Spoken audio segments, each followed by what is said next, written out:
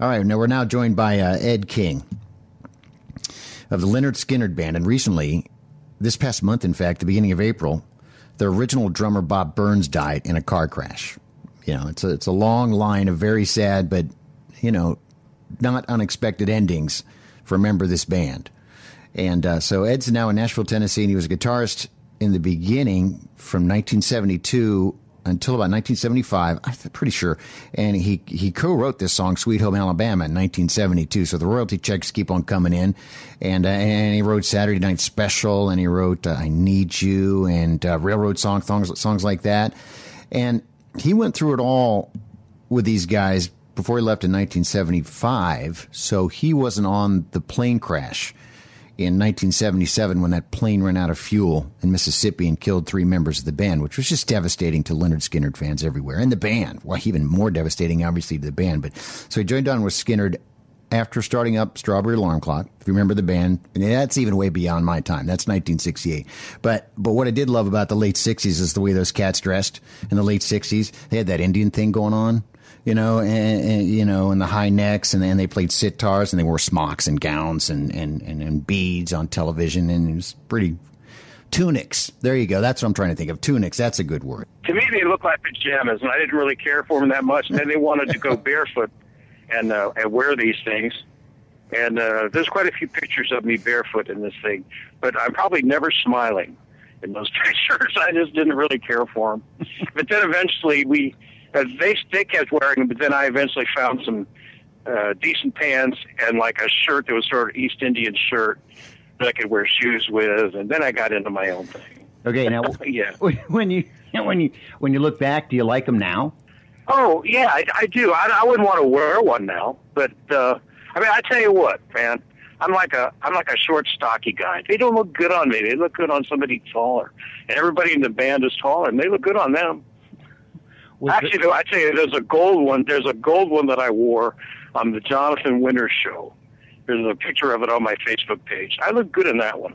That was pretty good. That's the one that I saw, and I think that's the one I was referencing. But, you know, was there ever a better dresser than Jimi Hendrix? No, Jimi Hendrix was good. Actually, Jimmy Page is pretty good too. About Bob Burns, the drummer that passed away recently in a car wreck. How did that affect you? Yeah. Oh, I like Bob a lot. You know, Bob has had a lot of problems over the years.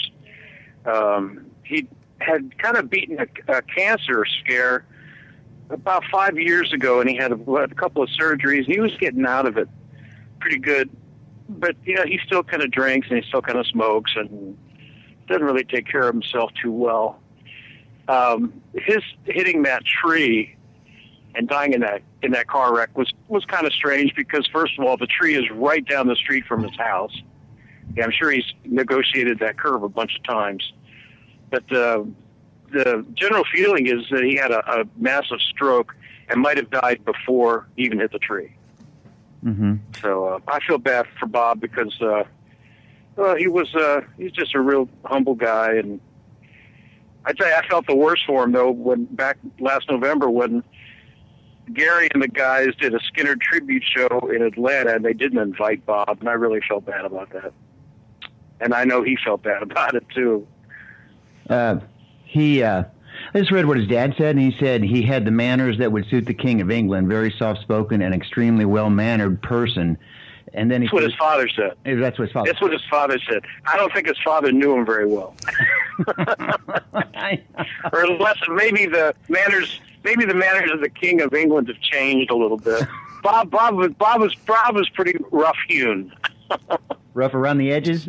Real rough around the edges, but a real sweet guy. So whatever happened to I wanted to ask you this. Whatever happened to the Southern rock, country rock of the 70s thing in the early 80s, I guess? Seems like nobody makes that kind of music anymore. You know, oh well, right? Well, I think country music tried to emulate it, and I think that's where it's kind of headed. I mean, there are some decent there is some decent country music out there that kind of sounds like it. Not quite, though.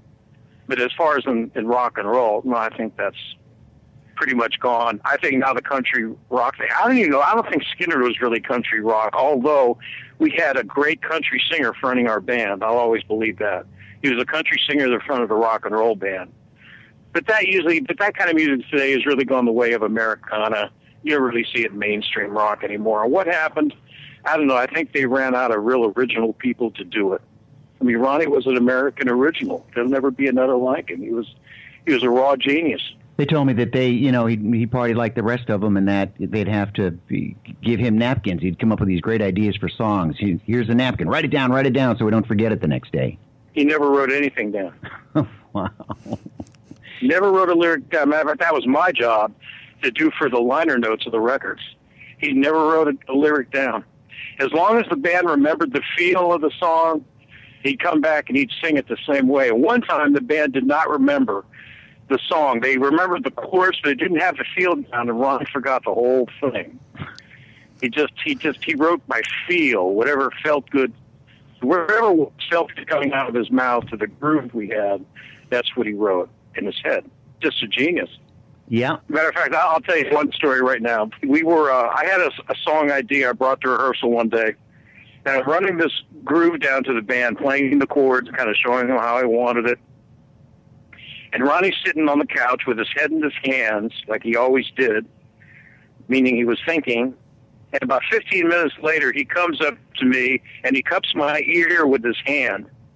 And he sings to me only. I was the first one to hear it. He goes, 2 feet they come a-creeping like a black cat do. And I liked it, lost it, I thought that was, oh, man. He sang me the whole verse. And immediately I went in and wrote the chorus. We wrote that. And as soon as we had one verse and one chorus, he went down to the pier and went fishing. He said, you all finished writing the music. I'll write the lyrics. He always went down to the pier and wrote the lyrics down there because you hear the band playing the music carry down the water. Very, very cool vibe and scenery. And words can't even describe it. But we just couldn't wait to get out to rehearsal every day to see what we were going to write that day. It's a Blade radio show on Music Star Worldwide, part of the Star Networks. 2. And I believe that's Ed doing 1, 2, 3. Ryan.